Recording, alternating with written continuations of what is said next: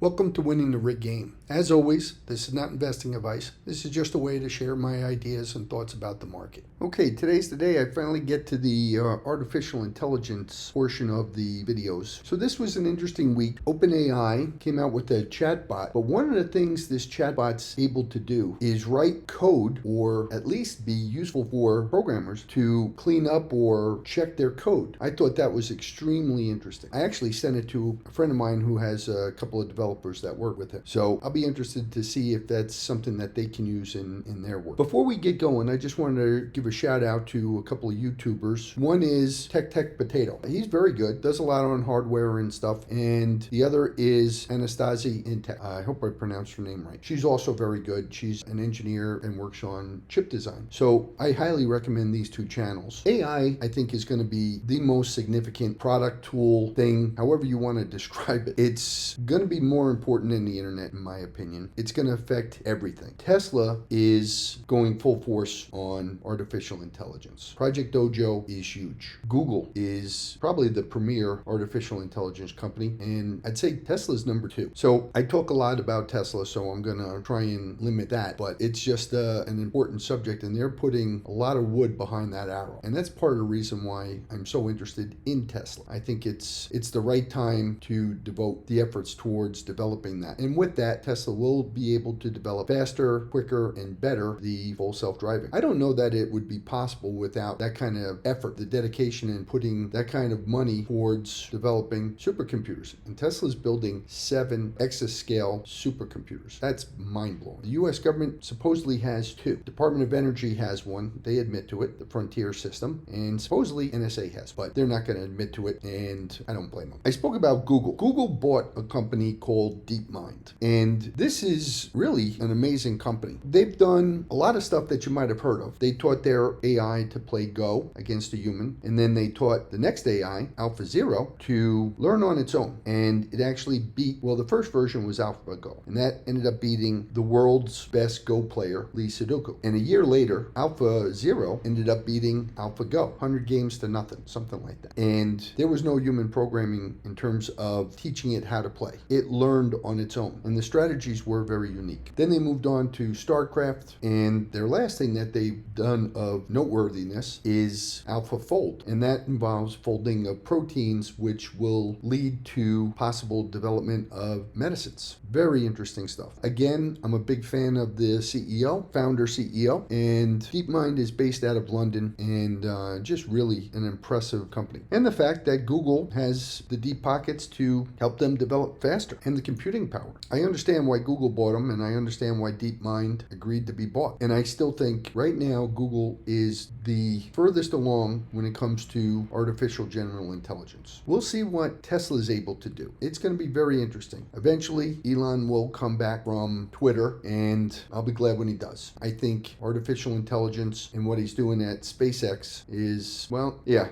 some of the things he's discovering at Twitter are very concerning. But so he's decided to focus on that for a while. But long term, I think the artificial intelligence that's going to train the full self-driving neural networks and going to train the neural networks for the Tesla bot are going to be probably the most important things in the world in terms of growing the economy and benefits to humankind. There's going to be some challenges, I have no doubt. People are going to lose their jobs. It's going to be an interesting time. We'll see what happens. But I think Tesla's my number 2 bet when it comes to achieving artificial general intelligence. And that could change. I mean, Tesla could be way ahead of Google next year, or Google could be way ahead of Tesla. But those are my 2 top picks right now. Another company I want to talk about is Cerberus. This is a hardware maker, and basically they make a similar chip to what Tesla's building. It's a wafer scale chip. They have to really be able to produce a perfect platter, or maybe a nearly perfect platter. Some of the platters are smaller bits so that they can put them in chips. These are massive, and they allow for faster internal connection. I'm going to end up dropping the video from the CEO of Cerberus. He does a 2-minute video and explains his company better than I could.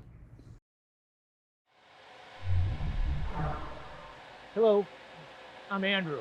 I'm one of the founders, and I'm CEO of Cerberus Systems. At Cerberus, we build the industry's fastest AI accelerator. As you know, AI is the most important computational workload of our generation. Artificial intelligence makes tractable problems that previously were extremely challenging for compute to work on. At Cerebras, we build a small form factor, 15 rack unit, that's about 26 inches tall system. And as you can see, row after row, rack after rack of our systems are deployed at this facility. Our customers are in Asia, North America, and in Europe. They're large enterprises, supercompute sites, military intelligence. Customers like GlaxoSmithKline and AstraZeneca are using our system in drug discovery. Customers like Total Energies are using our systems to improve energy exploration, both for oil and gas, as well as for clean energy in its different modes. Customers like LRZ in Germany and Argonne National Laboratory are using our systems in pursuit of new findings in basic science, in life sciences, in astronomy, and in language as well. At Cerebras, we build systems that are easy to deploy, simple to use, and hundreds of times faster than alternatives.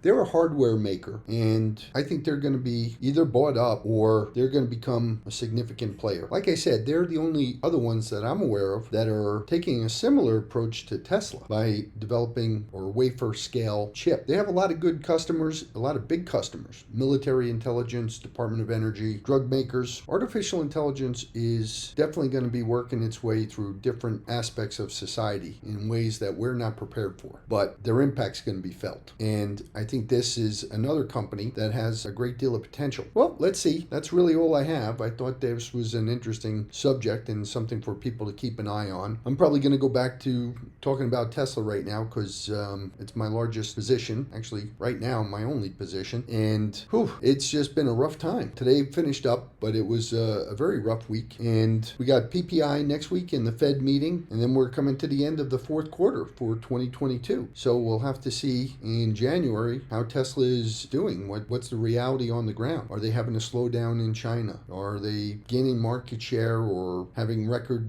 numbers, and what their margins are? It's going to be interesting to watch. Again, I think Tesla is going to be the wealthiest or most valuable company in 2023. And like Ron Barron said, it'll only be surpassed by SpaceX. So those are my thoughts and why I'm so bullish on Tesla. I hope everybody liked the video. Hit the bell, hit the like button, subscribe, leave a comment. It would be very much appreciated. Thank you very much.